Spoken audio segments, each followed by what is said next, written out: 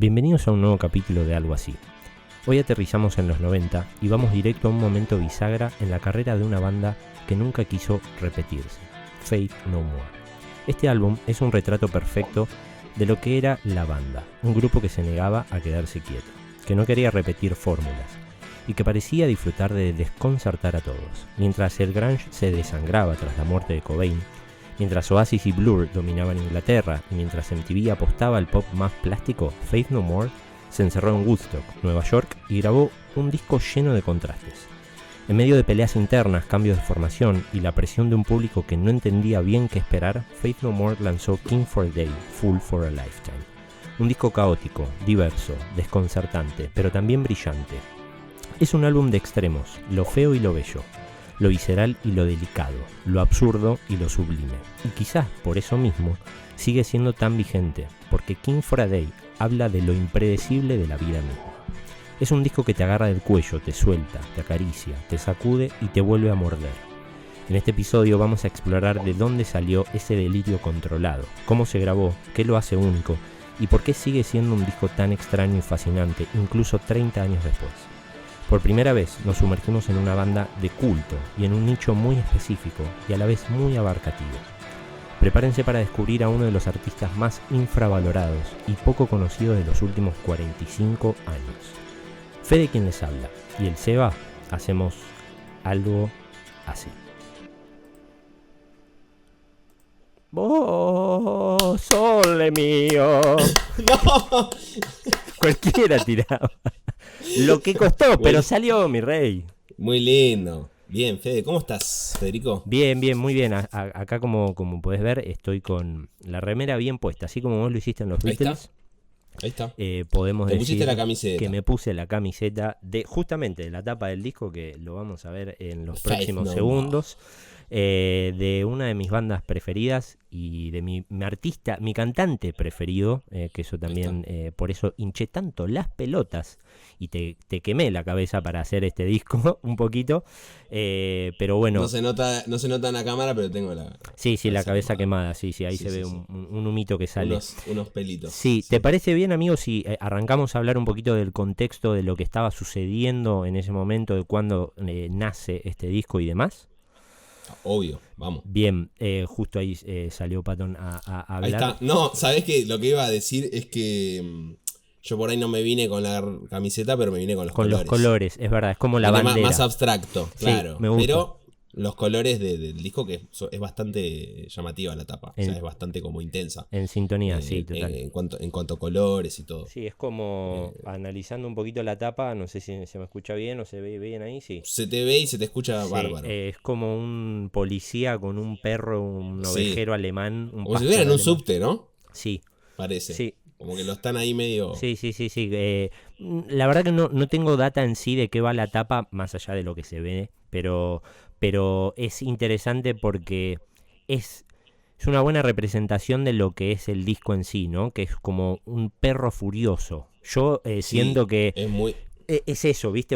Es esa intensidad, esa... Sí. A mí me dio eso, como intensidad y a furia. Sí, bien que lo marcaste, porque el perro está ladrando, es como que la mirada es medio mala onda. Y lo primero que haces es incomodarte, que creo que es un poco del objetivo del disco y después lo vamos a ver un poquito más adelante, pero de Patton, ¿no? Del arte de lo que es Mike Patton, Michael Alan Patton.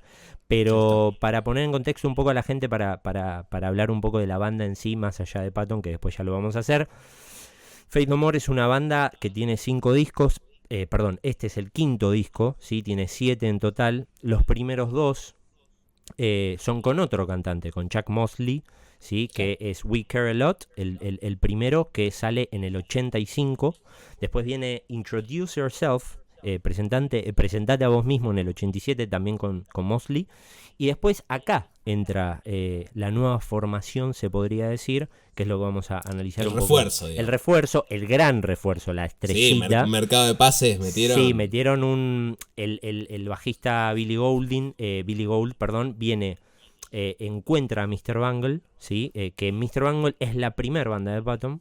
Los ve en vivo, ve toda la locura y toda esa intensidad y esa técnica y esa búsqueda que tenía Patton de pendejo, y dice, che, yo quiero este loco para la banda, y se incorpora, le pegan el flete al primer cantante, y se incorpora en el tercer disco, en The Real Thing, en el 89, o sea, estamos hablando hace mucho tiempo, mucho tiempo, y después ahí ya se ponen un poco en la escena, ¿no? Faith No More empieza como a ser visto, por decirlo de alguna manera. Con Epic, ¿no? Con Epic, el gran tema, la gran canción Epic, que es como el primer hit grande que tienen. Después obviamente We Care A Lot es otro hit, es como un himno de la banda en sí, porque es muy de antaño. Y ahí sí viene el disco que quizás Faith No More todo el mundo lo conoce por Angel Dust, que es el anterior a King for a Day, ¿sí? Donde tiene más hits, donde tiene ya un sonido, una búsqueda, un lenguaje, la banda en sí, ya crearon su propio lenguaje, se ponen en la escena grande y ya empiezan a girar por el mundo con Angel Dust. El disco, digámosle como preferido a los que nos gusta Faith No More, todos te van a decir Angel Dust. Todos te dicen, de hecho a mí me lo presentó un amigo hace muchos años, y Angel Dust y el cisne con el fondo azul en la tapa, que es terrible esa tapa, terrible el disco. Terrible. O sea, hermoso. Innegable que Faith No More ahí y tiene un quiebre claramente, pero a la vez nosotros investigando y analizando y viendo un poco y siguiendo correlativamente con lo que estábamos haciendo acá en este podcast, King for a Day es donde presentan todo el abanico, donde nosotros creemos que explotan, y hay un quiebre muy importante, porque después de acá hay un disco más, pero hay como unos años de relajo, de no seguir tocando y demás. Entonces hay para nosotros acá hay un quiebre. Este es el momento bisagra en sí de la banda. 14 canciones, donde es una locura atrás de la otra, donde suben y bajan, hay una dinámica increíble, pero antes de meternos de lleno en el disco, que eso lo vamos, como siempre decimos, vamos a verlo un poquito más adelante, también está bueno como ver un poco el contexto, que era lo que estaba sucediendo en el globo, que era lo que estaba sucediendo en el mundo, y por qué llama tanto la atención y por qué es como el menos comercial el disco en el momento en que estaba sucediendo. En el 94, un año antes de que salga el disco, porque este disco es de finales de marzo del 95, donde también podemos agregar que nuestra querida familia Drossler, hay cosas muy bizarras que anhelan ser contadas, me parece a mí. No sé si lo querés contar vos, mi amigo. No, sí. Bueno, este álbum es del año 95. Yo nací 23 días antes, el 5 de marzo. Ahí está. Y los dos discos anteriores nacieron mis hermanos, 92 y 89. Entonces, es como que sacan un álbum por cada nacimiento. Dijeron, che, salió uno de los Drossler, dale, mandale. Y sacan el disco, increíble. Porque Patton era gran amigo de mi tío, sí. Claro, tu tío húngaro. Sí, ¿no? Sí, claro. Sí, Laszlo. Le mandamos un saludo. Le mandamos un saludo a la familia. Pero bueno, hablando de estas conexiones familiares, planetarias y de la discografía de Faith No More, en el 94 estaba pasando algo muy importante, que muere Kurt Cobain. Por lo tanto hay como obviamente entre el duelo y una búsqueda de qué pasa con el grunge, ¿no? Hay un quiebre. Hay un quiebre importante. Hay un quiebre en la industria. En la cultura, ¿no? Digamos, mundial, porque obviamente Nirvana, una de las bandas más famosas de la historia, te diría. Hay una búsqueda ahí de, che, ¿qué hacemos acá? Por un lado. Después, por otro lado, en la otra parte del globo, en Inglaterra, estaba el Britpop, Brit-rock, no sé cómo cazzo. Había otra hegemonía, había otro color, otra escuela, otro género. ¿no? Sí, como siempre, como siempre no, pero hay para mí es como Inglaterra. Pero es como más o menos que sí, más o menos que sí. Sí, ahí totalmente. estaba sonando mucho y estaba creciendo mucho, muy fuerte, Oasis y Blur, Pulp, etcétera, porque obviamente son un montón de bandas, pero las dos más main, digamos, que estaban sonando en todos lados era Oasis y Blur, cantante Gorillaz y demás. A ver, no por nada, estos son estas bandas que nombramos de los 90 no son géneros, o sea, ¿cómo decirlo? Puros. Total. Mezclaban un poco de rap también, de repente. Rap metal y todo lo que mencionabas de la época. Total. En cambio, del otro lado tenías la escuela más británica de rock británico, de pop rock. Y ahí como una gran bifurcación ahí quizás, ¿no? Donde como que se empiezan a alejar los dos extremos, ¿no? Como que se empiezan a Abrirse, separar. sí. Y como si Faith No More y otras bandas seguramente también quedan medio de no querer subirse a una ola y quedan como en el medio de decir, che, nosotros podemos utilizar todo el abanico de colores. Y como vos mencionabas del programa, también este es un álbum muy ecléctico, muy experimental, y que en el momento donde ellos llegan a un punto álgido de su carrera, donde llegan a ser globales, deciden experimentar, deciden ir a fondo con su identidad, más allá de lo que quizás pueda pedir la industria, que quizás era subirse a una o a otra corriente, ¿no? Total. Y no pasar de algo más, no sé, metalero, más con sonidos guturales y con cosas más pesadas, a algo más, más funky, con big band, ¿viste? Con cosas más, no digo contrastantes, pero diferentes. Entonces dentro de eso como es bancar también esa apuesta, por así decirlo, como ese plantarse frente a lo que reclama la industria de alguna manera. El mercado, y claro. el mercado, exactamente, y ser fiel a uno mismo. Total. Artísticamente, está buenísimo. Total, amigo, sí. Y también por otro lado, sumando a esto del mercado y lo que estaba sucediendo, en Estados Unidos principalmente MTV estaba como creciendo fuertemente y había mucha cultura pop, ¿no? Como siempre, porque digamos, todo el tiempo está la cultura pop, es algo que, Total. que Sí, pero se renueva. cada vez más. Pero fuerte, esto era como fuerte, ¿no? Y dato no menor, para mí que esto es clave mencionarlo también, es que tanto lo ves a Patton en entrevistas o mismo la banda Faith No More, en su momento siempre fueron como contracultura. O sea, esto que vos decís de, che, abro, hago lo mío, hago lo que se me canta, y aparte teniendo todas las herramientas y todo el en su, no sé si apogeo o en su crecimiento exponencial de Patton, porque obviamente que cuanto más herramientas tenés, más cosas puedes hacer, claramente.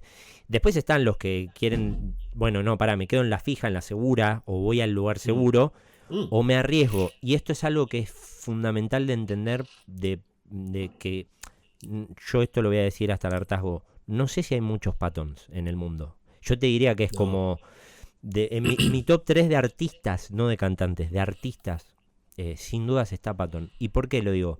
Porque el chabón siempre va a lo difícil, no va a lo fácil. Esto está buenísimo también. Él agarra proyectos, después lo vamos a desarrollar más, ¿no? Pero agarra cosas que van a llevarlo a un nivel de, che, acá me tengo que pelar, tipo, tengo que aprender algo y tengo que dejar la vara muy alta. El chabón siempre se exige en proyectos o acepta proyectos que lo exijan un montón. No se queda con, bueno, voy a la fórmula de Epic o a la fórmula de Midlife Crisis, un tema también de Angel Dust, y me quedo con eso. El chabón siempre va por algo más, tipo, no se queda en la cómoda. Y eso está bueno decirlo porque es parte de lo que ellos van. Che, yo no voy a ir a lo seguro. Voy a ir a buscar otro lado. Voy a ir a buscar otra cosa. Ver el arte como salir de la zona de confort, quizás. Eso, ¿no? Como, eso. Tanto como artista como el público. Porque a la hora de escuchar un álbum como este del que estamos hablando, King for a Day, Fool for a Lifetime, que además la frase es muy interesante lo que dice. Es como... representa bastante lo que me parece... lo que estamos tratando de decir del álbum, de vos podés subirte a una corriente ajena y ser un rey y tener éxito todo, pero estarías siendo falso con vos mismo, y eso creo que refiere a Fool for a Lifetime también, ¿no? Como, y a la vez las letras son muy sarcásticas, son muy o sea, en ese sentido Patton también tiene esa influencia de que tanto desde el lado musical como desde el lado lírico haya como una incomodidad, haya como una invitación a pensar un poco, a entender que también el arte no tiene por qué ser esto, como comer unos caramelos, como disfrutarlo como algo confortable todo el tiempo. O sea, puede ser que también sea, y puede ser que haya artistas que justo su identidad calza perfecto con, ¿viste? Con lo que se demanda, ¿viste? No es que todos son caretas, pero de repente en este sentido es súper destacable que lo que va pasando, lo ecléctico que es el álbum, o sea, las decisiones de pasar de un extremo al otro, y creo que mencionamos mucho al cantante, mencionamos mucho a Patton, porque hay que bancarse esa versatilidad. Hay que ir a la par vocalmente con todos esos cambios, con toda esa transformación de una parte a la otra. En muy poco tiempo, así. En muy poco tiempo, sí, de una parte a la otra, de una sección a la otra. Sí, una estrofa, un estribillo o viceversa. Exacto, de un verso al otro, ¿viste? Entonces es súper destacable en ese sentido, y me parece que hayas marcado que justo 2 discos antes aparece Patton.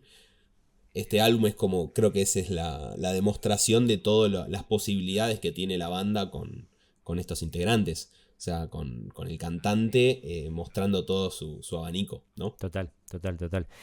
Sí, sin dejar de lado también al resto, ¿no? de la banda, que en este disco están 3 históricos, digámosles, que es el bajista Billy Gould, que también fue fundador de Faith No More, Rory Barham, el tecladista, que también es muy, muy conocido, y en muchas de las entrevistas o de los vivos, el chabón es uno de los que habla, también con Patton, son como los dos que más van al frente, digámosle, y el famosísimo Mike Bordin, baterista, que también es el baterista, o fue hasta hace muy poquito, de Ozzy, que usaba rastas, toca de una manera poco habitual, poco común, abierto, eso es lo que se le dice abierto, en vez de tocar el hi-hat de este lado así clásico o zurdo, toca abierto, el hi-hat lo tiene del lado como si estuviese de su lado derecho.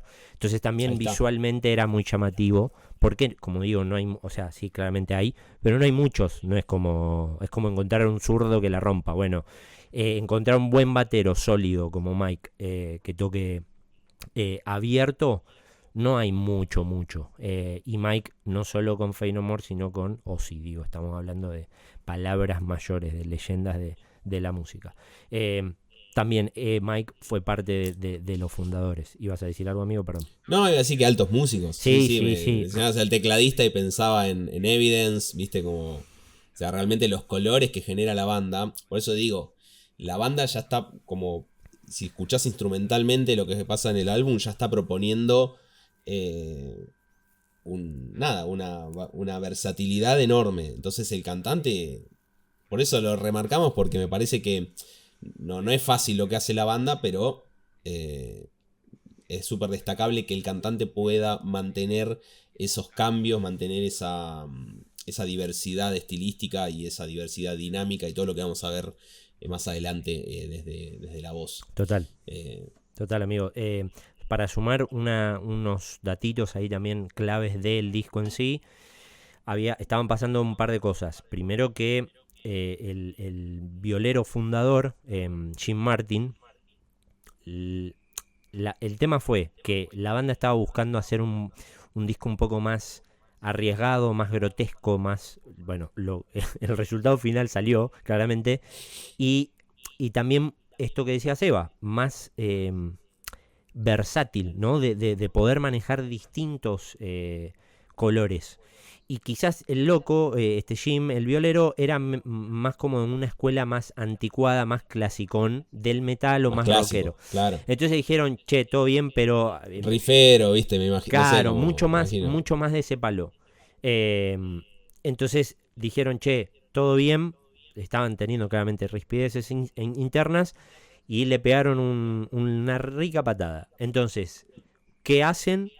Y acá fue un movimiento muy inteligente. El Patton básicamente dice, che, ¿por qué no traemos a Trey Spruance, que es el violero de Mr. Bungle? Lo meten a Trey. pero Trey solamente grabó en el disco, álbum. sí, no salió en vivo con Faith No More a tocar, sino que fue otro violero. Fue Dean Menta, exactamente. ¿no? Qué buen nombre. Es un gran nombre, sí, Dean de Menta. caramelos, ¿no? Es como, sí. Vení, eucaliptus, dame un beso. Sí, claro, lo reemplaza el loco en vivo y sale. Y después otra cosa que también es clave para entender en cuanto a la composición, digámosle, es que el tecladista estaba pasando un momento de depresión y de adicción fuerte. Primero porque tenía problemas con el alcohol y segundo porque se le había muerto la pareja por HIV.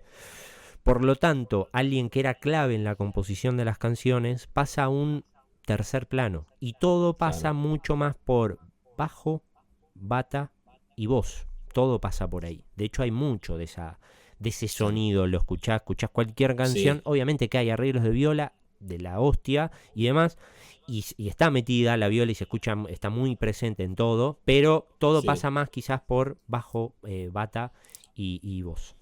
Te diría que principalmente lo primero que se me viene a la cabeza después de la voz es la bata, te diría. Sin dudas. De la sonoridad, de la presencia y de los arreglos y de cómo acompaña a la vocalidad, a las melodías, a los arreglos de todas las canciones. Sí, amigo. Sí, a full. Sí, se nota eso, que es verdad, como que las teclas pasan a un segundo plano. Si escuchás los discos anteriores, están muy al frente y acá hay algún que otro tema, pero pasan, viste, como que van a otra capa. No es lo primero que vos escuchás. Escuchás, no sé, The Real Thing, el primer disco donde está Mike, y la tecla está más al frente que la viola, te diría. Es una cosa que, viste, en lo común quizás es siempre viola primero y después la tecla pasa como un tercer plano.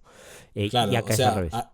Arriesgándonos, jugándonosla, por ahí la sala era bata, bajo y Patton, ¿no? Tipo, total. Por ahí eran ahí y bueno, y después lo otro por ahí se fue acomodando, teniendo en cuenta esto de las violas que decíamos, que se suma para grabar Dean Menta, ¿no? El de Dean Menta fue de gira. El que va de gira, claro, Trey. El que fue Trey, claro. Que se suma para las grabaciones de estudio, Trey. Como que quizás, teniendo en cuenta que por ahí las líneas de bajo que son riff, la guitarra quizás octava lo que dice el bajo. O sea, como que en algún punto hay cosas que se pueden quizás agregar después del proceso ya de composición, ¿no? De armado. No lo había, ahora que lo mencionás, no lo había pensado, pero puede ser así. Makes sense. Puede ser así. Sí. Que claro, teniendo todas estas rispideces con el tema guitarras y el tecladista en esta situación, no me sorprendería que las composiciones fueran entre esos tres instrumentos. Y las batas, bueno, tienen esa cosa de acompañar todo toda esta cosa ecléctica que mencionabas. Sí, de empujar mucho, sobre todo. De empujar muchísimo. Sí, total. El sonido del tacho. Y algo que quería también mencionar, que me parece que estas cosas no las hacemos mucho, pero vale la pena porque llama mucho la atención, es que en su momento, cuando estaba recién saliendo, tocando en realidad Patton con Faith No More, hubo ahí como una disputa, que yo busqué un poco de información, que es como... es el momento de chisme, ¿no? Este es el momento intruso. Los chimentos. Sí, este es el momento Pachano Alfano. Ahí está. ¿No? Digámosle. Sí. Que hubo una pelea muy famosa, pelea entre comillas, porque la realidad es esta. Patton nunca entró en sí, porque está tan loco y le chupa tanto todo un huevo, que no se metía en esas giladas, porque aparte, para mí, creo que para vos también, amigo, está años luz de cualquiera, pero de cualquiera. Ahora, hubo una pelea con los Peppers. Con todo respeto, ¿no? Obvio, bancamos a muerte a los Peppers, no sé, me encantan, sí, pero Patton, nada, no quiero entrar en polémicas, pero Patton le pasa el trapo a cualquiera. Ahora, hubo una disputa, lo que decía Anthony Kiedis, el cantante de los Peppers, era que le molestaba que Faith No More, principalmente Patton, se vista como él y que haga la mímica o los movimientos, que no es tan así. Lo único que sí es real, me parece a mí, y esto lo podemos buscar y lo podemos mostrar también para que se entienda un poco el contexto, es que Patton, cuando era muy guacho, usaba el pelo como Anthony Kiedis. O sea, tenía pelo muy largo y usaba una colita acá. Entonces le quedaba muy parecido el look en sí a él. Pero después el resto no tenía nada que ver los Peppers con Faith No More, pero nada. Además, ¿a quién le importa? ¿A quién? ¿A quién Sí, le importa el look? O sea, total. Habla de música, amigo. Todo bien. Bueno, ahí hay mucho, ¿no? De muchas cositas que estaban sucediendo por las narices de todos. Entonces, viste, te lleva a perseguirte, a creerte cualquiera. Sí, claro. No, esta es mi... Este es mi look. También esta cosa, claro, ¿no? Y también esta cosa de la lógica, bueno, de necesitar complacer al mercado. No, esta es mi marca, esto soy yo. Total. Esto es mío, no me lo roben. Yo me he visto así, yo salgo en cuero para... Digo, sin ir más lejos, un ejemplo que no tiene nada que ver, pero ponele que lo inspiró, ¿no? Ponele que Patton lo recontra admira. Boludo, ponete contento que tenés ¿no? Que lo que hiciste inspiró a alguien, boludo. O sea, no sé. Total, es como que Patton se enoje con, por ejemplo, Slipknot, sí, que en su momento Mr. Bungle salía a tocar, salían todos, al inicio de Mr. Bungle, salían todos a tocar con máscaras. Los primeros que salieron con máscaras así tipo demoníacas y toda la huevada fue Mr. Bungle en mediados de los 80, ¿no? O sea, estamos hablando hace un montón. Slipknot salió en 2000, finales de los 90, 2000, principios de los 2000. Digo, es como que Patton diga, no, bueno, estos salen como yo salía a los 15 años con Además, Mr. Bungle. Dale. Claro, no sé si tiene mucho sentido, Además, pero sí. Nadie inventó nada. Ninguno de nosotros inventó. O sea, me parece que hay que apreciar el arte no por quién hizo qué o quién primero o esa. Sí, esas competencias falopas. Sí, sino por su valor. Por su contenido, sí. Sí, por su contenido. Total, amigo, total. Pero bueno, hay que mencionarlo, ¿no? Porque a alguien le puede interesar, ¿no? Como de repente, mira, vida pica con los Peppers ahí. Sí, y porque también, amigo, y yo con esto cierro, porque Faith No More, yo se lo menciono a gente de 30, 40 años, digo, que probablemente lo puedan llegar a conocer, y no es una banda que es muy popular, y capaz que por hacer el cover de Commodores, de Lionel Richie, Easy, es what I'm easy. Bueno, ponele. Faith No More lo conocen por eso, pero después tienen un millón de cosas. Y por la pelea con los Peppers, ¿me entendés? Como, a lo que voy es que, por eso lo dije en la intro, es muy infravalorado o no tuvo quizás tanto marketing en su momento. Y obviamente hoy ya teniendo 50 años, Patton, 56 años creo que tiene, menos que menos, pero digo, está bueno ponerlo en contexto de que estaba a la par de todas estas grandes bandas, nada más que no tenían sí, no quiero decir el marketing, pero no tenía quizás un vendedor al lado que decía, che, escuchen a Faith No More, ¿me entendés? Yo creo que iban más al límite. Iban a otro lado, tenían otra búsqueda. Iban más al límite desde los dos extremos, ¿no? Como que iban... era más jugado, a mi manera de verlo, total. Y ese tipo de bandas quizás tienen una influencia más a largo plazo, ¿no? Donde de repente... cuando alguien empieza a escuchar cosas de otras épocas, empieza a descubrir este tipo de mirá lo que hacía, mirá cómo cambia, y quizás algo no apreciado en esa época en un futuro suena actual. Sí, total. O mismo nutre mucho a las bandas en sí, más no tienen tanta llegada a la gente. Totalmente, quizás el álbum no es el que tenga la repercusión mediática, como decís vos, o la repercusión comercial, pero influencia hacia adelante a otras bandas que quizás después hicieron algo inspirados en ese arte, que eso es lo interesante del arte, que sea una red de inspiración y que de repente salgan cosas inspiradas de...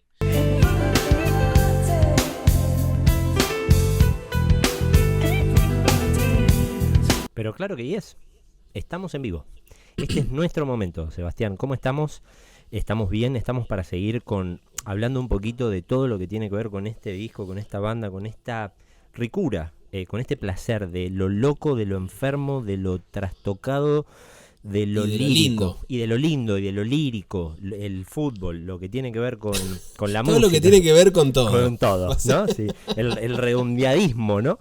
Que no existe esa palabra, la acabo de inventar. Bueno, pero me gusta, bancamos acá, bancamos. Siempre hay que bancar. Y hablando de bancar, vamos a bancar un poco los trapos con este Este segundo bloque donde vamos a hablar obviamente del disco en sí, de las canciones, de todos los cambios y toda la locura hermosa, vamos a llamarle, que maneja, ¿no? Esta banda y este artista, principalmente Mike Patton. Y también vamos a hablar un poco de Mike, ¿no? Que va a ser como el fuerte. Sí, creo que analizando el álbum podríamos mencionar muchas cosas. O sea, podríamos hablar de la diversidad de géneros, ¿no? De la variedad en ese sentido dentro del metal mismo y por fuera, ¿no? Probando con cosas de funk, cosas souleras, sonidos más de big band, el coro gospel que suena al final en el último tema. O sea, realmente hay una variedad tímbrica y de géneros muy zarpada.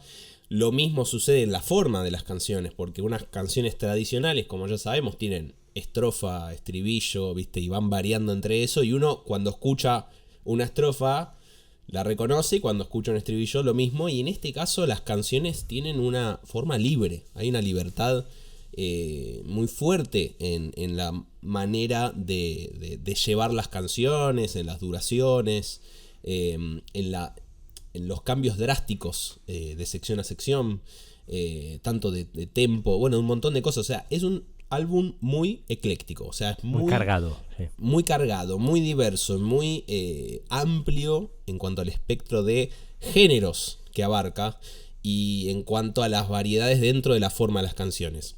Total. Está bueno marcar la diferencia entre género y estilo, ¿no? Cuando hablamos de género, hablamos de rock, por ejemplo, o metal, o jazz, ¿no? Hablas de un conjunto, ¿sí? De artistas, de canciones que abarcan esas características que tiene esos géneros que nombré. En cambio, el estilo es la firma del artista, ¿sí? Es como algo más personal.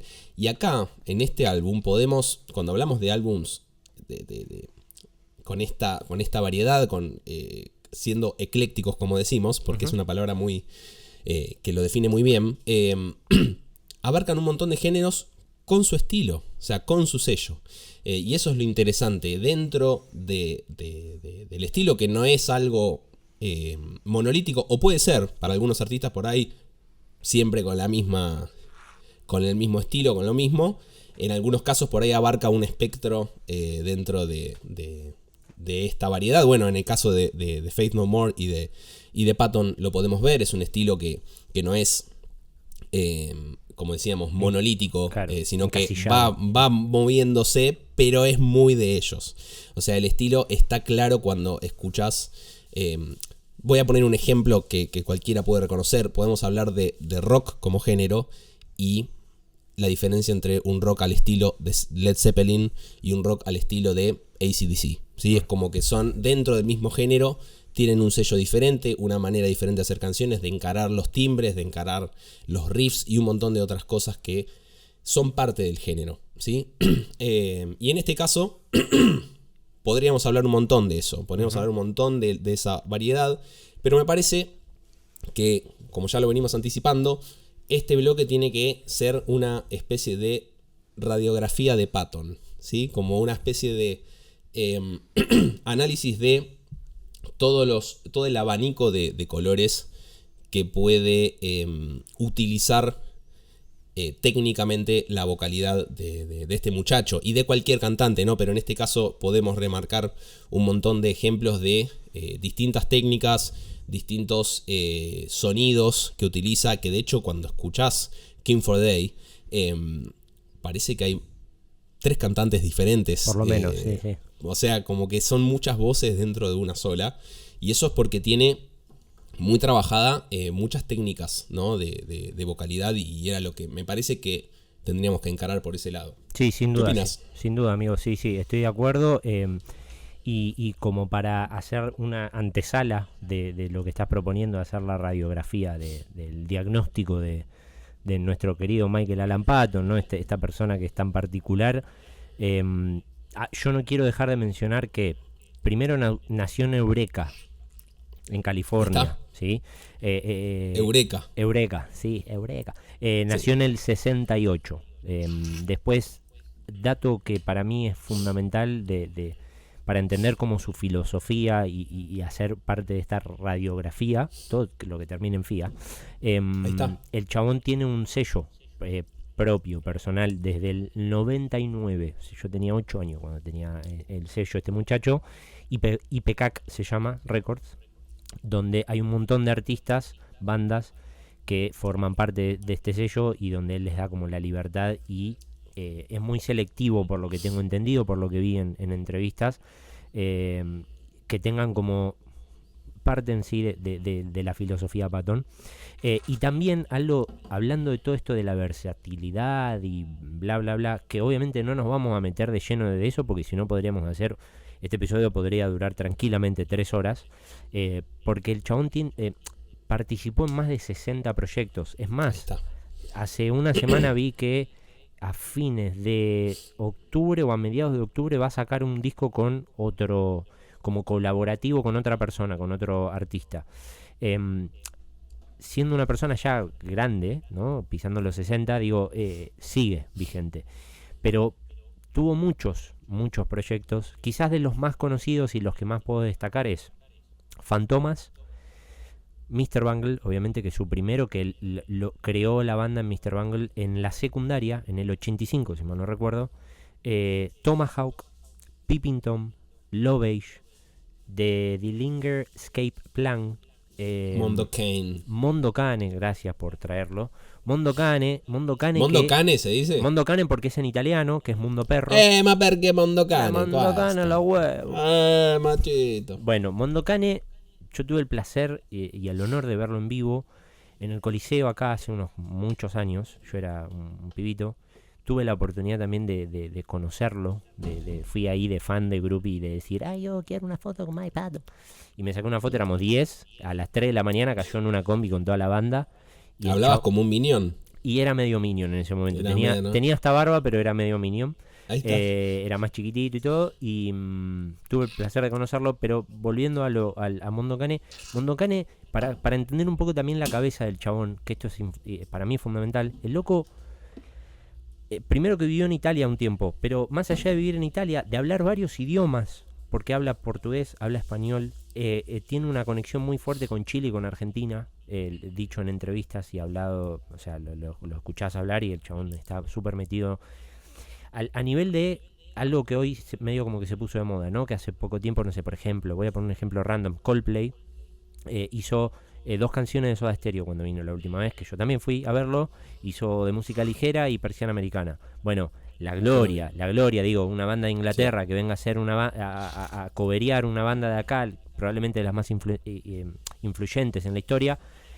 Te llama mucho la atención, decir, che, qué cabeza que tienen los músicos para decir, loco, vamos a hacer 2 canciones de Soda Stereo. Bueno, Patton en su momento cuando vino con Mondo Cane, para cerrar eso, es canciones en italiano de la era dorada de Italia en los 50 y en los 60, que lo que hacía era como covers de distintos artistas que muchos italianos quizás ni conocían, pero ya un giro en todo el mundo con ese proyecto que fue increíble, de las mejores cosas que vi en mi vida en vivo. No, de verdad incomparable con cualquier otro show. 20 chilometri al giorno, 10 all'andata, 10 al ritorno. Ahora, el chabón vino acá, hizo un tema de Piazzolla.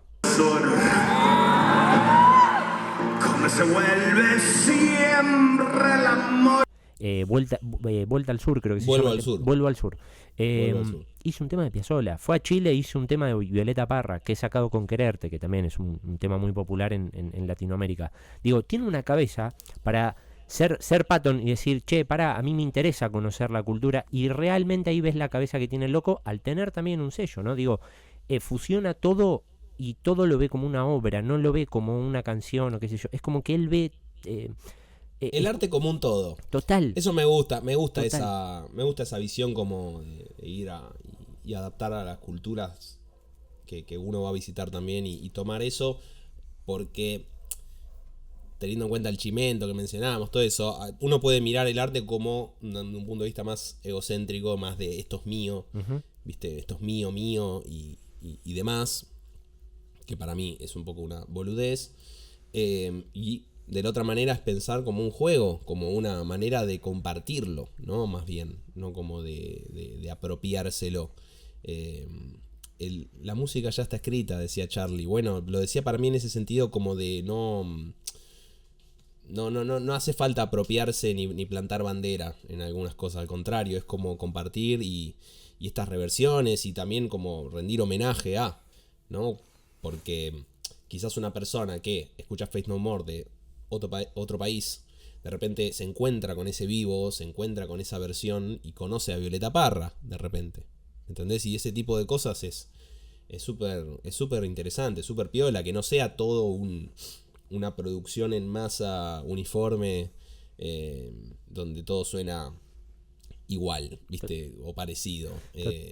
Como que haya una diversidad es muy lindo, es muy interesante, y poder compartir dentro de esa diversidad artística, cultural, me parece que ahí está la riqueza. Total. Y aparte de esto de abrir el juego y de él explotar su instrumento, que es la voz, y de cantar en otros idiomas, la fonética es muy distinta, ¿no? Obviamente. Y en este álbum canta en inglés, castellano y portugués. Claro, sí, en la versión original del disco, que son las 14 canciones, está Caralho Volador, que eso es en portugués, que significa pene volador.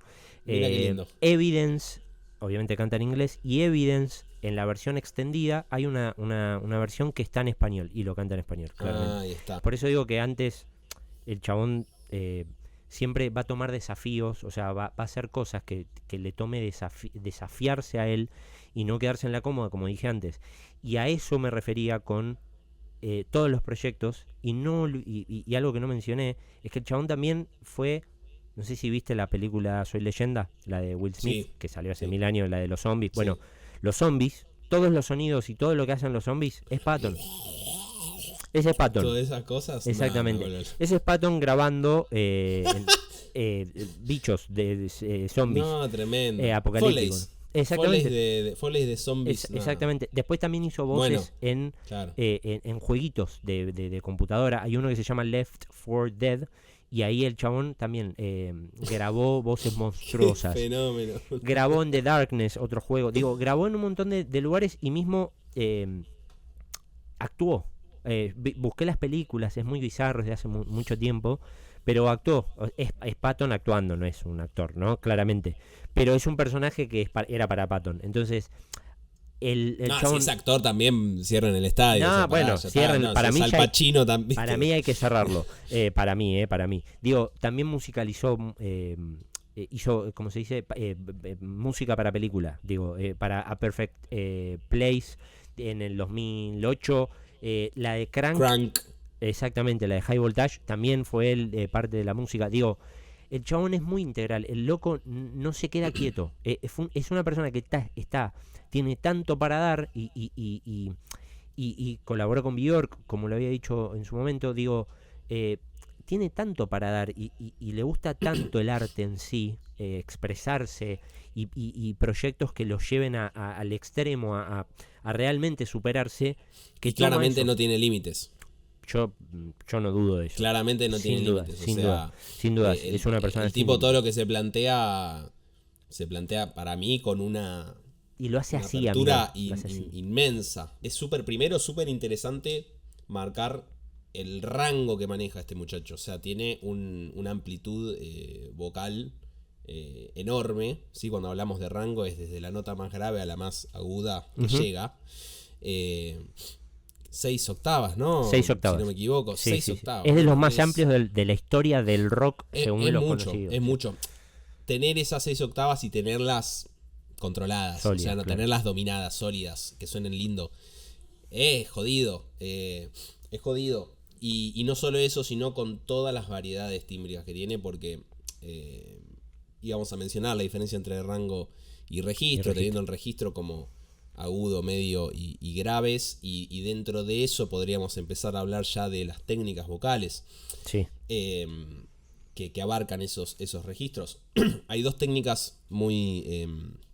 por lo que estuve investigando, hay dos técnicas muy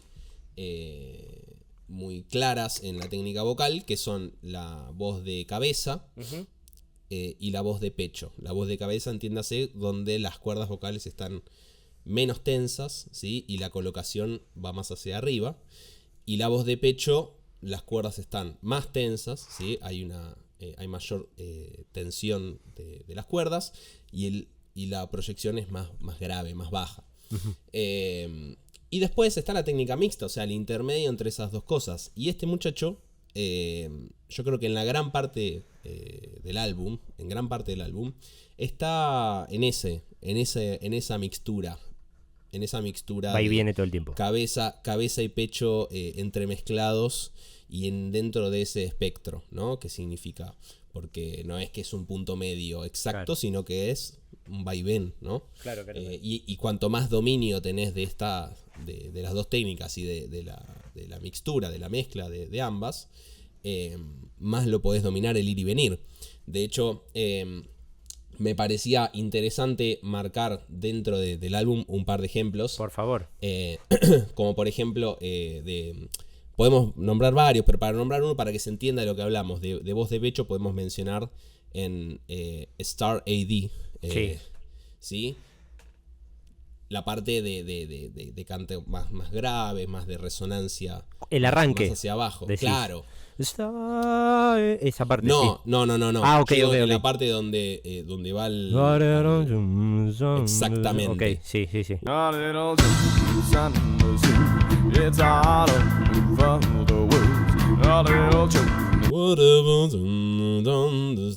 Eso es más pechoso. Igualmente, como digo,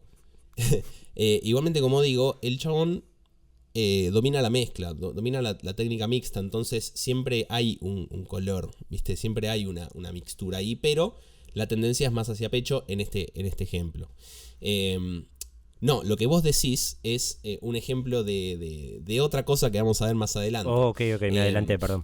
No, porque está bueno hablar de la diferencia entre la voz de pecho y de la voz de cabeza, ¿sí? Como el ejemplo del coro de Evidence. ¿Cómo es? Que dice...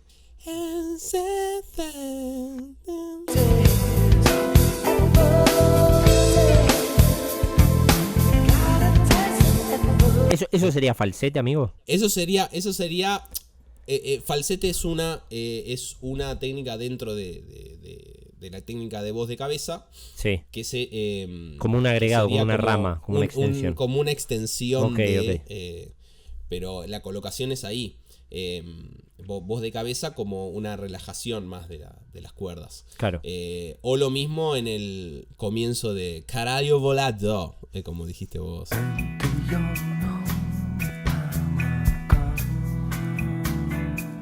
Y en el caso que vos mencionaste de Star AD, sí, lo que sucede ahí es algo muy, muy zarpado, porque el tipo maneja las dos técnicas y la técnica mixta, pero también lo que maneja es la transición de una a la otra.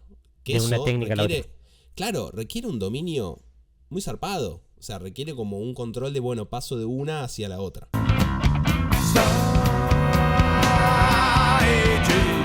El aire, claro. Sí, como de la relajación de las cuerdas las empiezo a tensionar y empiezo a brillar más, empiezo como a darle más empuje, más potencia. Es como las entradas que tienen los vientos o las cuerdas. Exacto. Creyendo. Exacto. Claro. Bueno, en el comienzo de Star AD, la voz hace... Y es como que arranca con una colocación más relajada y lo va tensionando y lo va abriendo. Y obviamente la variedad dinámica también, ¿no? Como de pasar de un piano, de algo suavecito, a algo más fuerte. Amigo, eso, perdón, tengo que hacer un parate porque es clave. Esto creo que lo habíamos hablado en un momento. Esto, boludo, yo escucho Star AD y se me viene la máscara a la cabeza, se me viene...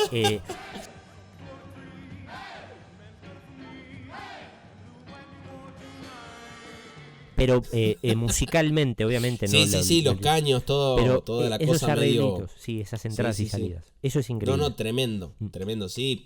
Es que justamente está un poco ese género, cuando aparecen los caños, como que parece como algo... Señor, los caños le decimos a los vientos, a las trompetas. Los vientos de metal. Exactamente. ¿sí? Porque tenés los vientos de madera, claro, que serían la flauta, clarinete. Y lo mismo en la versatilidad dinámica. Un ejemplo me parece muy, muy claro es en The Gentle Art of Making Enemies, que pasa de algo súper fuerte a algo súper suave y viceversa.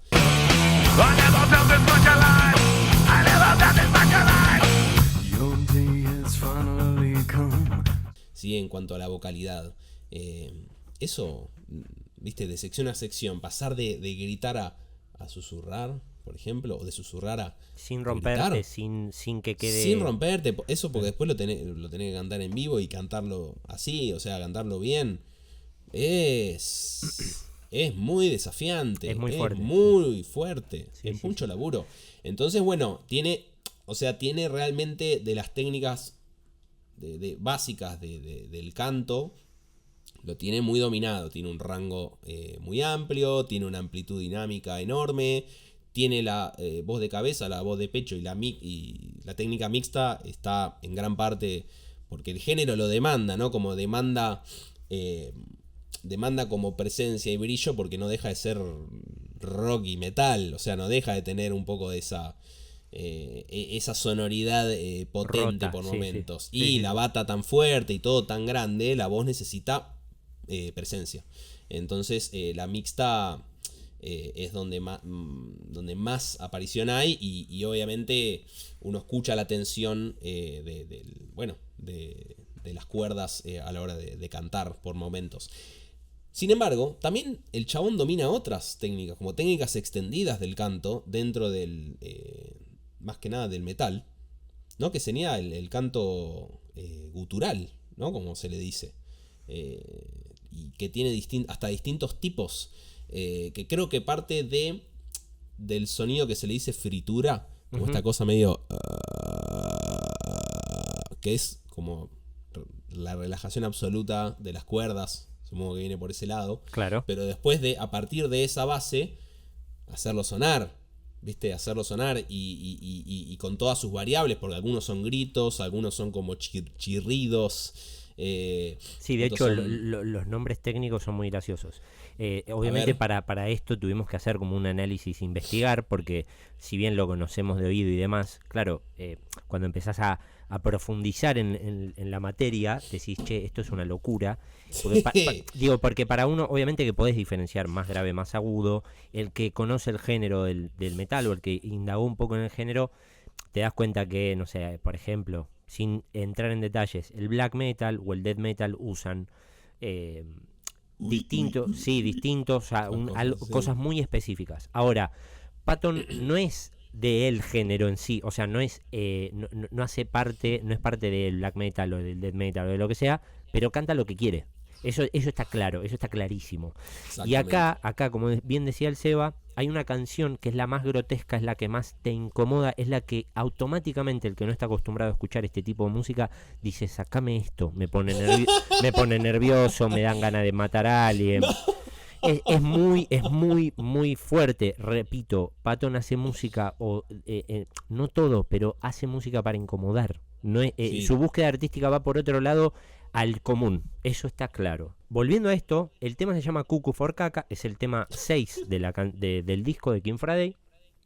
Y según lo que yo investigué, esto quizás alguien técnico que sepa de la diferenciación y que sepa aplicarlo también nos puede llegar a corregir esto, pero lo que yo encontré es que usa varios distintos tipos de guturales dentro de estos 4 minutos de enfermedad desquiciada absoluta, sin ningún tipo de duda, ¿sí?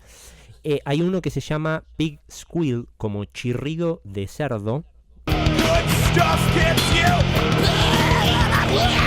Y son como chillidos viscosos, muy finos, sí, que te rompen, básicamente. Usa eso, que es una técnica, ¿sí? La otra que usa es tunnel throat, que sería como el túnel de la garganta. Perdón, el pig squeal se usa mucho en el deathcore o en el greencore, básicamente en géneros muy amigos, hermanos del hardcore, ¿sí? Un poco más pesados. El tunnel throat, ¿sí? Que son las partes más cavernosas, más graves, por decirlo, más gravosas, claro. Exactamente. Como un rugido que parece que sale de una caverna, por eso lo cavernoso, para graficarlo un poco mejor. Y el false chord, ¿sí? O sea, el acorde falso. Acorde. El falso acorde, el acorde falso.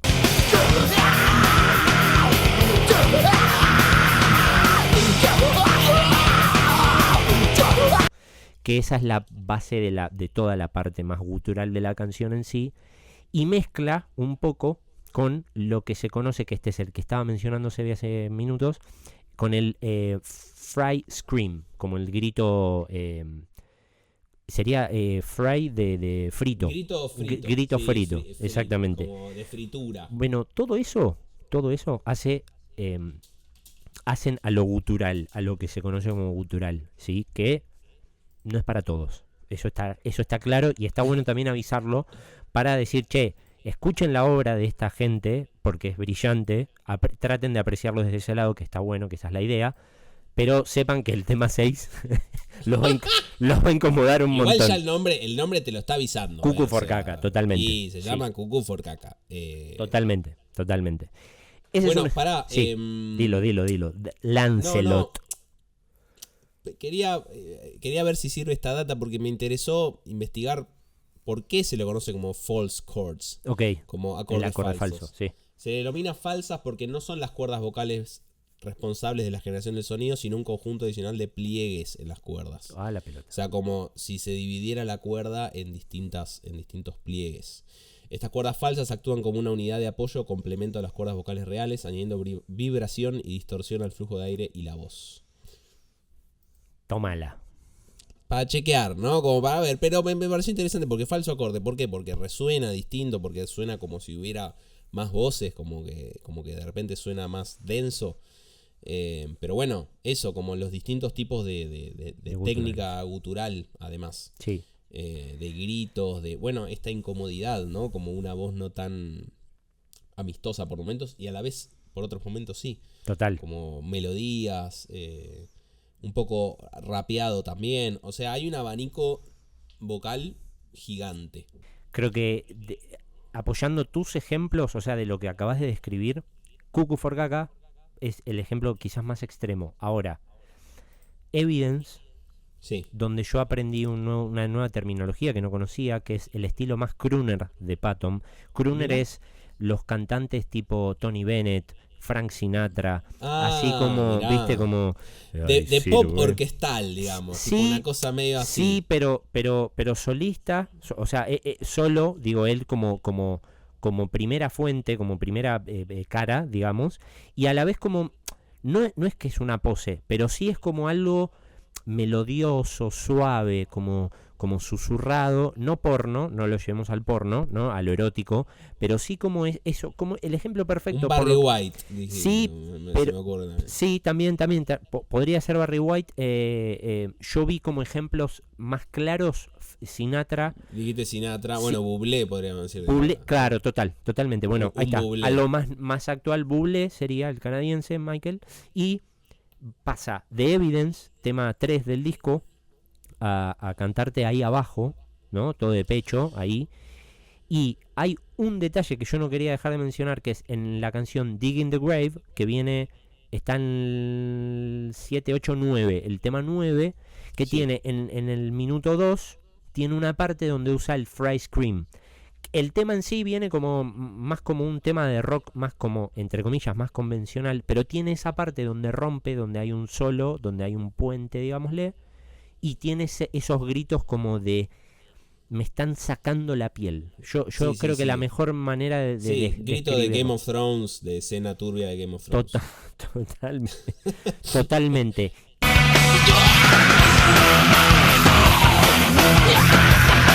Bueno, esa parte es un ejemplo claro de cómo maneja esta persona, este ser único en el planeta, con un talento hermoso y con un laburo brillante, cómo maneja los rangos, su rango vocal, los registros, las técnicas que estaba mencionando hace antes. Eso para mí es uno de los ejemplos más claros del disco, como para prestarle atención y decir, ok, este chabón rompe cualquier barrera que se le pueda ocurrir en un disco solo de 14 canciones. Y hablando del disco, amigo, y con esto como para cerrar, que esta es la parte más rica, esta es la parte más interesante, por lo menos para mí como compañero tuyo, de entenderte a vos.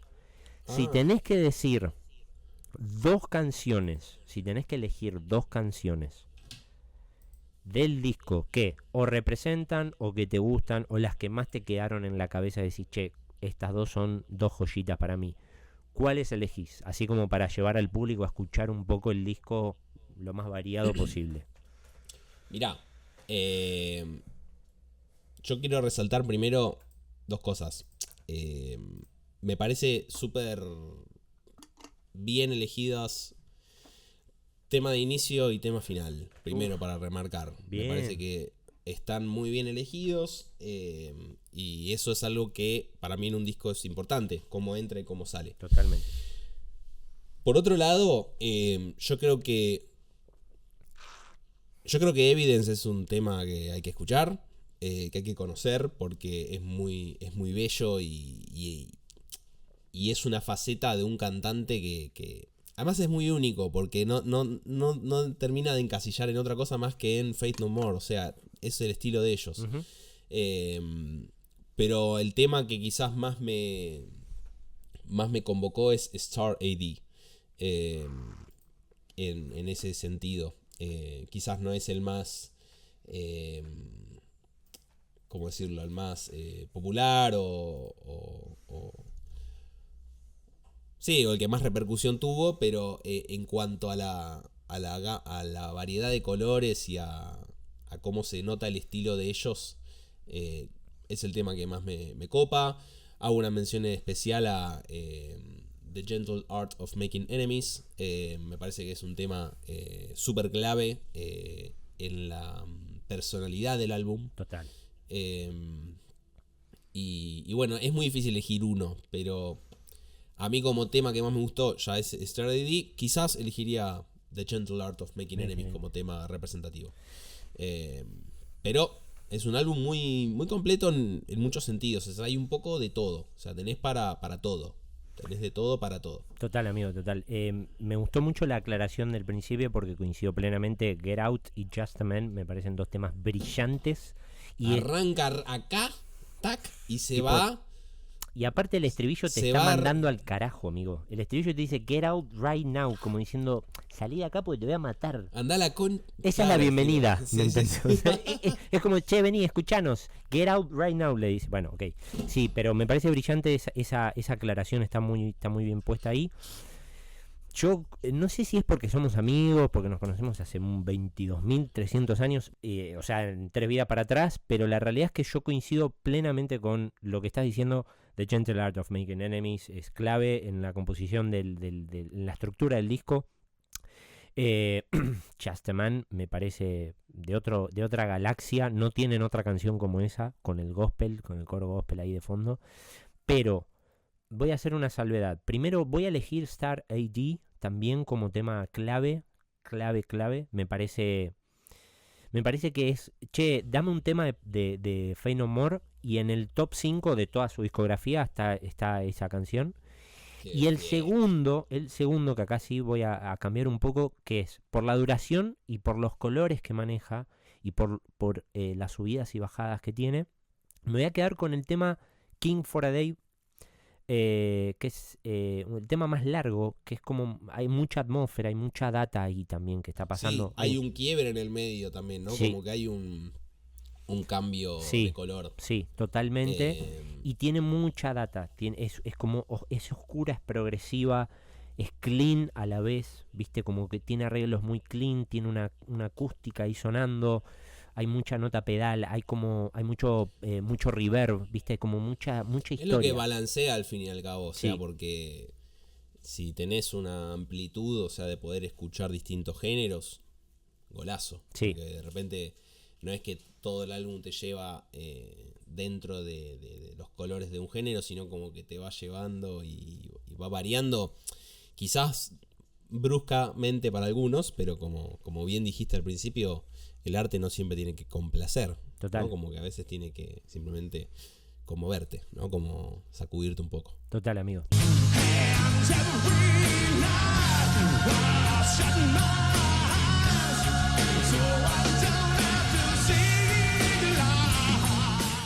Y volviendo obviamente a lo que nos compete, que sería este episodio, para darle un cierre, vale destacar y cabe la mención a que Patton es un lector muy importante. Muy ávido. Muy ávido, sí, totalmente. No sé por qué dije la palabra muy importante, digo, pero le gusta mucho leer, le gusta mucho el cine y la literatura. Y toca quizás temas como poco tocados, ¿no? Como, no sé, por ejemplo, lo marginal, lo excéntrico, el mundo queer también toca mucho. De hecho, he buscado varios videos de quizás más de pendejo, que el chabón en vivo hacía cosas que yo no se las vi hacer a mucha gente. Algunas cosas muy polémicas, de sacar su miembro y mostrarlo, digo. Lleva Mirá. el arte al límite, de verdad. De hecho, un poco me hace acordar a la incomodidad, y esto no tiene un pedo que ver, pero yo sé que me vas a entender, amigo, a Fer Peña.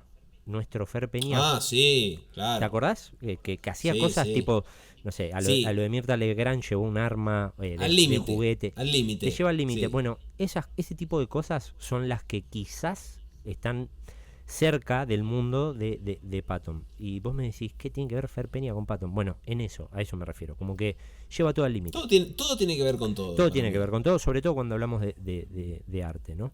Y está bueno mencionar que el loco tenía un afán con dos escritores, un poeta, dramaturgo, que nosotros lo conocemos gracias a nuestro querido... ¿Un qué tenía? Un afán, un fanatismo. Ah, le gustaba. Era fanático de Artaud, del francés, ¿no? Que nuestro Ahí querido Luis Alberto... Antonín. Sí, exactamente, Antonín. Antonois, no sé, Antonín, la pronunciación. No sé cómo se dice, ¿no? Sí. Pero era muy fanático de Artaud. Y lo podés ver en las letras de este disco, ¿sí? Principalmente de este disco. Como el álbum de Luis Alberto Spinetta. Totalmente, de Pescado Rabioso, 1973, ¿no? claro. Que lo compuso básicamente. Adjudicado a Pescado Rabioso. Total. Pero bueno, nada, a uno de los que él habla mucho, todo el tiempo, desde pendejo hasta el día de hoy, es Artaud. Y el otro es William Burroughs. No sé cómo se pronuncia, el yankee, ¿sí? Burroughs. Que también,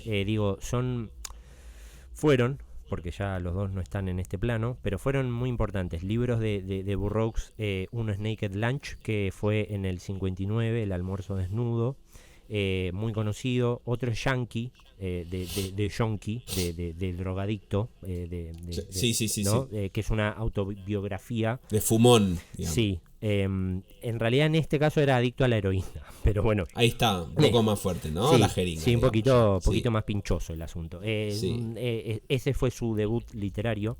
Después tiene otro libro que es muy conocido, que se llama Queer, ¿no? Que hoy está muy en la mesa, ¿no? Estas cosas de los queers. También LGBTQ. Exactamente.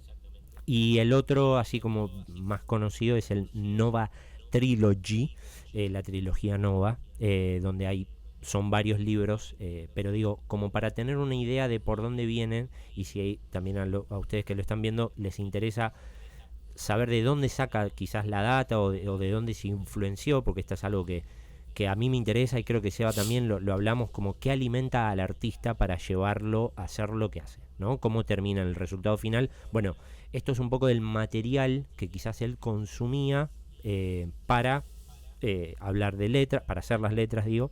Y bueno, nada, también volviendo a Artaud un poco, y para cerrar, una obra que fue muy conocida de él, que es El teatro y su doble, ¿no? Donde habla un poco, presenta el teatro de la crueldad, que es una experiencia teatral, obviamente, que rompía un poco con lo literario y busca esto que hablamos durante todo el capítulo de incomodar, ¿no? Sí. Eso está muy presente en él.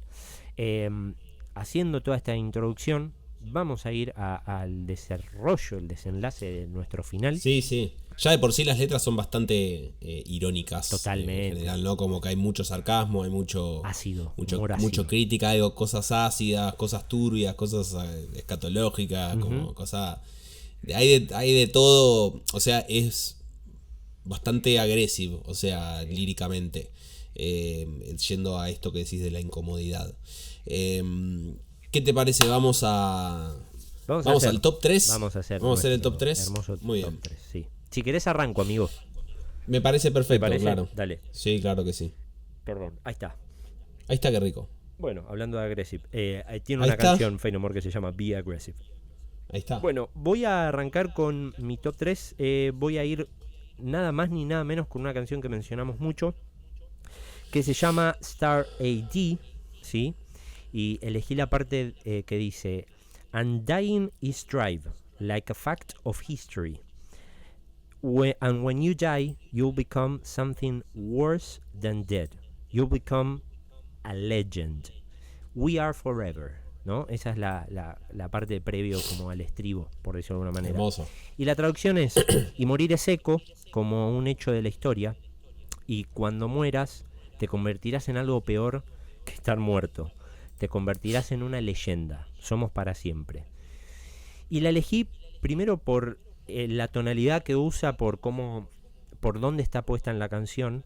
Me llama mucho la atención su manera de ver de la muerte también, ¿no? Que es un tema muy tabú y un tema muy clave, que ya lo mencionamos en otro capítulo, que nosotros en esta parte en Occidente la vemos de una manera, en otra parte del mundo, en el globo, en la parte oriental la ven de otra, como una transmutación y demás. Pero me resultó muy llamativo cómo y cuando mueras te convertirás en algo peor que estar muerto, te convertirás en una leyenda. Como la inmortalidad como una maldición, un poquito. Claro, ¿no? como que... Como una cosa medio así. No quiere, o sea, como... yo lo quiere, interpreto como que no quiere ser una leyenda y detesta Sí. que lo alaben, más allá de que hay 1.000.000 de motivos para hacerlo, pero el loco es de esa gente que no se siente cómodo con los halagos y demás, pero... Repito, para cerrar, me pareció muy interesante cómo plantea el tema de, después de estar muerto, hay algo que es peor, que es transformarse en una leyenda. No sé si se refería estar a él. muerto. Claro, de no estar muerto. Digo, no sé si se refería a él o qué, o cómo ve él la muerte, pero me llamó mucho la atención cómo está puesto esa oración y en dónde está puesto. Ese es mi puesto. Muy bien, muy lindo. Me copa porque además tiene que ver con otros análisis que hemos hecho de hablar de la muerte y es un tópico súper clave en la existencia humana, o sea, pensar en la muerte, no debería ser algo que deberíamos poder hablar sin tanto tabú y poder como explorarlo un poco más natural. Y alivianar ese peso, ¿no? Porque supongo que también hacer canciones es una manera de canalizar el peso de esos pensamientos. Total. Muy bueno, amigo, muy piola. Bueno, mi puesto número 3 es del tema The Last to Know. Mira. Y me gusta mucho el armado como poético, ¿viste? Que me pasa tanto en este como en otro, que voy a elegir después. First to go and the last to know. Lasts longer than a lifetime. Takes the least amount of effort. Takes the least amount of effort. Feels better than a bargain. Just to know it's there so I don't have to see the light. Can't you see? There's only one me. And that me is me. O sea, en castellano, donde crecen los árboles pero nunca florece, donde menos duele a quien sea, lo vi primero, el primero en ir y el último en enterarse. Dura más que toda la vida, requiere la menor cantidad de esfuerzo, se siente mejor que una ganga, solo para saber que está ahí, para no tener que ver la luz. No lo puedes ver, solo hay un yo, y ese yo soy yo. Me gusta como me gustó como poéticamente el uso de palabras y también hablar de la vida, de la duración, del esfuerzo, del valor de las cosas. Usar la palabra Bergen, tipo, no sé, como que me gusta el uso poético que hace el chabón en gran parte de las canciones, y me pareció también como un tema no tan picante desde lo que dice. Y por eso lo elijo. Mira, sorprendido, la verdad que The Last to Know. ¿Sí? Sí, porque nunca le presté mucha atención. Es el tema que definitivamente esquipeo del disco. ¿Mira? Y no soy de esquipear temas. Pero, no es que lo esquipeo, pero no me llama tanto. Pero ahora que ves estas cosas interesantes del arte, de cómo lo ve cada uno, y que cómo lo presentás, le voy a poner el ojo también quizás a esa letra que no lo hice tanto. Como te digo, viste, como que lo pasé. Pero al toque. Me sorprendió y me gustó mucho. Yo voy con mi segundo. Rica. Que es King for a Day, de la canción King for a Day. Muy tranquilo. Y la letra es: It is not a good day if you are not looking good. This is the best party that I ever been to. Today I ask for a God to pour some wine in my eyes.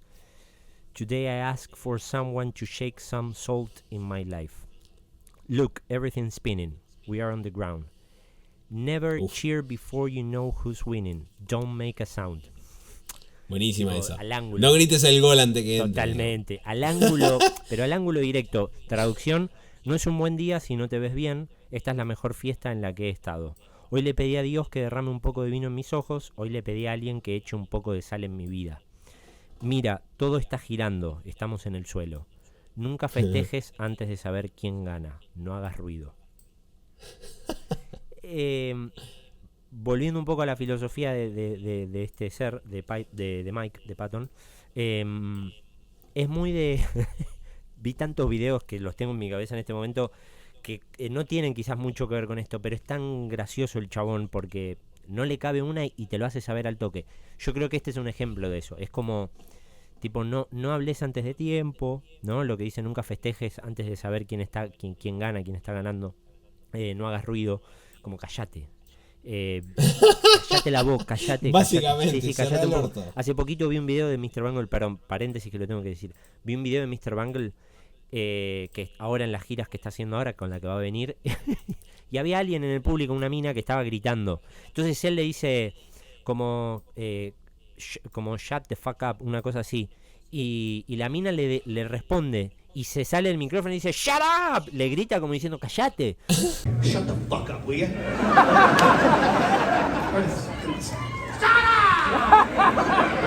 Y esas cosas, esos arranques de Patton a mí me vuelan la cabeza. Volviendo a la letra y para cerrar, me parece muy, otra vez, me parece muy poético con lo que vos decías antes. Me parece muy poético y muy bien colocado, como dice esto, como no festejes antes de tiempo. Necesitaba alguien que me tire un poquito de sal en la vida, viste, que me tire un poco de vino en los ojos. No sé si es por resaca, no sé si tenía mambos con el alcohol y qué sé yo, pero yo pienso en la sal, un poco de sabor, ¿no? Podría totalmente, ser. totalmente, eso va más por el sabor, por la sabrosura, ¿no? Por la ricura, claramente. Pero nada, me pareció muy bien colocado, como casi siempre lo que encuentro de Patton y le pongo el ojo, como dice este tipo de mensajes de bajada de línea, por decirlo de alguna manera. Uh-huh. Ese es mi puesto número 2. Muy piola, me gustó, me gusta. Bien, mi puesto número 2 es The Gentle Art of Making Enemies. Bien. Y la frase es Your day has finally come, so wear the hat and do the dance, and let the suit keep wearing you. This year you'll sit and take it, and you will like it. It's the gentle art of making enemies. La traducción sería: por fin ha llegado tu día, así que usa el sombrero y baila, y deja que el traje te siga usando. Este año te sentarás y lo aceptarás, y te gustará. Es el suave o gentil arte de hacer enemigos. Nada, me gusta como como la ironía, ¿no? de la letra, y me gusta la idea del arte de hacer enemigos. Me parece una idea brillante. Me parece que tiene bastante que ver con esta idea de contentar a otra gente. Por eso habla de usar el sombrero y bailar. Deja que el traje te use a vos, o sea, vos como haciendo un personaje, básicamente. Total. Te va a gustar. Nada, qué sé yo, me parece que es una letra muy piola, representa bastante a esto que decís vos de el humor de Patton o la filosofía y la ironía de Patton. Ese es mi puesto número 2. Hermoso, amigo. Y bueno, y como era de esperarse, ¿no? Coincidimos. Yo también agarré para mi puesto número 1 de The Gentle Art of Making Enemies, que el título es el mejor título de la historia para mí de Fenómeno. Pero agarré otra parte. Agarré la parte que dice I deserve a reward cause I'm the best fuck that you ever had. And if I tighten up my hole, you may never see the light again. There's always an easy way out. You need something wet in your mouth. Bueno, mirá qué rico. Y esto significa, bajándolo al español, merezco una recompensa porque soy la mejor garchada que jamás tuviste. Y si aprieto mi agujero, Ajá. quizás nunca vuelvas a ver la luz. Ajá. Siempre hay una salida fácil, necesitas algo húmedo en la boca. Bueno, esto Bueno, es, qué lindo, esto ¿no? es el resumen de todo lo que es la locura y la incomodidad que te quiere generar Patton. Que no sé si es que te quiere generar, le sale así y punto. Y es como todo, el arte o la gente o la energía de la gente. ¿Te gusta o no te gusta? ¿Te llama o no te llama? Para mí, digo, no hay que darle mucha vuelta a esa historia. Ahora, que tiene un humor muy ácido, como decías vos antes y como lo venimos mencionando. En lugar de decirte chupame la pija, Claro, básicamente te dice te a dice, Zarata, ¿no? necesitas Te algo tiene un húmedo en la poquito. boca. No sé, no me Tac, puse a indagar canción. un poquito más, no sé qué tiene que ver exactamente, a qué se refiere, qué sé yo. Me parece bastante obvio igual a quién se lo dice, Ahí pero está. su manera, su humor, su presentación del humor en una letra que se llama, la canción se llama The Gentle Art of Making Enemies. No nos olvidemos de eso. Digo, me parece que habla por sí solo, y por eso no hay día que no escuche esa canción y tipo en el estribillo, Aguante Patton. aguante Patton, y en el estribillo dice también, como en un momento dice Happy Birthday Fucker, como diciendo ¿me entendés? Como te manda al carajo, no le importa nada, no anda con vuelta. Patton es lo más grande que hay, corta. Ese es mi puesto número 1, gracias. Muy bien, amigo, espectacular. Bueno, coincidimos en la canción, pero en otra frase no suele pasar eso, me parece. Sí, nos está pasando. Hermoso. Bueno, mi puesto número 1 es Just a Man. Sí, señor. Y la frase es Man was born to love, though often he has sought, like Icarus, to fly too high, and far too lonely than he ought, to kiss the sun of east and west, and hold the world at his behest, to hold the terrible power, to whom only gods are blessed. But me, I am just a man. Increíble. Córtala, chavo. Córtala. Es poesía, boludo. Pura. O sea, la concha de tu madre. Castellano. El hombre nació para amar, aunque a menudo ha buscado, como Ícaro, volar demasiado alto. Y demasiado solo, más solo de lo que debería. Sí, debería ser en realidad la traducción. Uh-huh. Y más solo de lo que debería. Besar la suma del este y el oeste.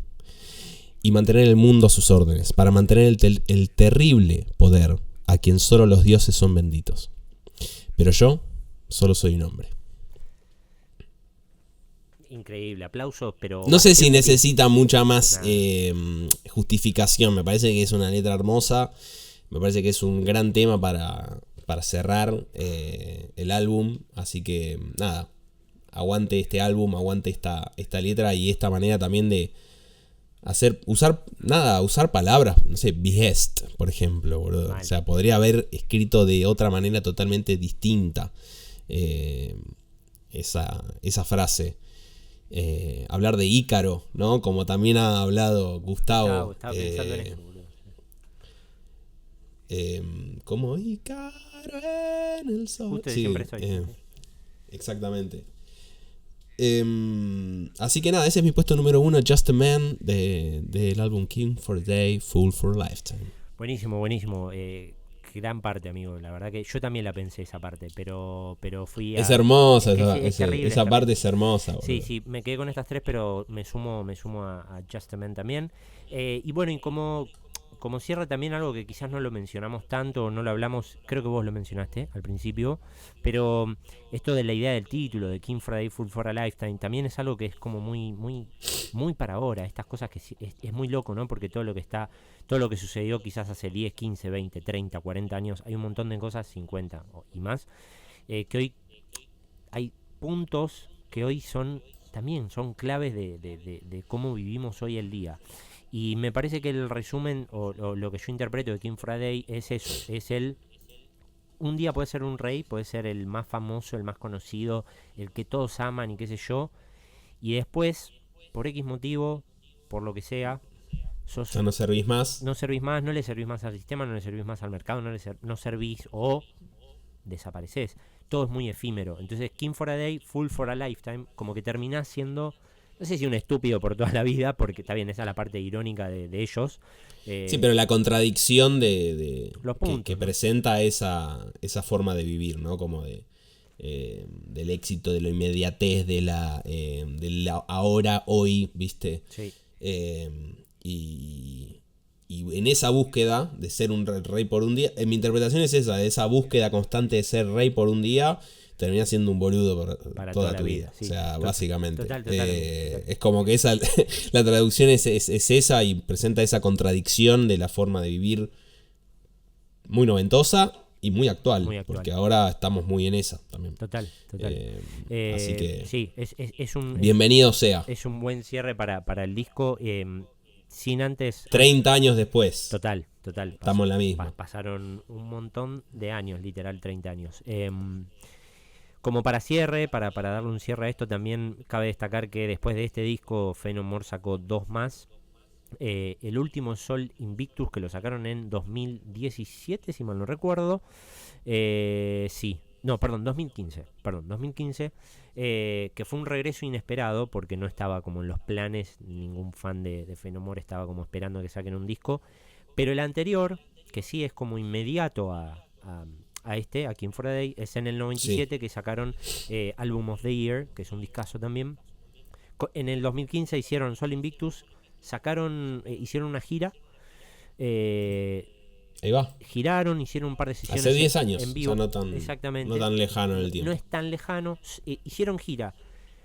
Amagaron hace muy poco a volver a salir de gira. Escenarios. Sí, a salir de gira. Patton tuvo en el 2020, en pandemia, tuvo un episodio que no está muy claro, pero tuvo episodios de problemas mentales, que no, obviamente no me quiero reír, pero digo, yo no sé cómo lo llevaron eso a colación, pero cómo lo trató él, pero estuvo como muy encerrado, le pegó muy mal la pandemia. Y estuvo mal, literal estuvo muy mal. Y después recuperó, hace 2-3 años recuperó. Se volvió a juntar con Faith No More porque habían quedado en hacer gira, como les estaba diciendo. Y de repente un día para el otro se juntó con Mr. Bungle y empezaron a girar con Mr. Bungle. Y Faith No More quedó así, como, che, ¿qué pasó? No entiendo nada. Hay algo raro ahí que no se termina de cuajar, no terminan de decir. Pero a lo que quería ir para cerrar es que Patton sigue vigente. Por más que esté grande, por más que haya tenido muchos problemas de salud mental, sigue vigente. Pero bueno, nada, quería como contar un poquito en qué situación quedó Faith No More hoy. Uno nunca sabe, capaz que el año que viene se juntan de nuevo y salen y tocan y hacen un disco. Pero lo que sí es importante es que... Ojalá, obviamente. Ojalá, porque hay una diferencia entre salir de gira y... O sea, volver a los escenarios a volver al estudio. Disco, porque hacer más música nueva es como otro desafío, otra cosa. Total. Pero bueno, nada, nos quedamos con eso, con lo que hay, que es un montón, que está buenísimo descubrir la discografía, que no es tanto, no, son 7 discos, no es un montón. Por lo tanto, se pueden apreciar los 5 de Patton por lo menos. Gran artista. Ese es mi cierre, yo no quiero agregar más nada que decir, escuchen a Patton, conózcanlo, por lo menos den la chance con sus locuras y sus idas y vueltas y todo. Tiene muchos proyectos muy interesantes, y lo más importante, y con esto sí cierro, amigo, y te dejo el pie a vos, lo importante de Patton es que se salió de la pared, El chabón hizo la suya, hizo su camino, hizo sus 20.000 proyectos, su sello discográfico, y dejó, y tiene un legado gigante por donde lo mires, con mucha influencia en muchísimas bandas, Korn, Deftones, System of a Down, las bandas más de ahora, quizás más recientes, también tienen un poco de llegada a Patton, no sé, Slipknot, y así, cualquiera que lo escucha a Patton dice, este tipo es de otra galaxia, literal. Los invitamos a que escuchen un poco y que lo descubran, el mundo Patton, que no se van a arrepentir. Sí, un ícono de la voz, ¿no? De los cantantes. Yo creo que se sienta en la mesa grande de los 3, 4 que se te puedan ocurrir. Creo que vos mencionaste a Sinatra, te puedo poner a Freddie Mercury. Sí, Patton, el control vocal, el control técnico, al margen del estilo, de los géneros que abarca la destreza, ¿no? El mostrar, mirá todo lo que puedo hacer y lo hago bien, y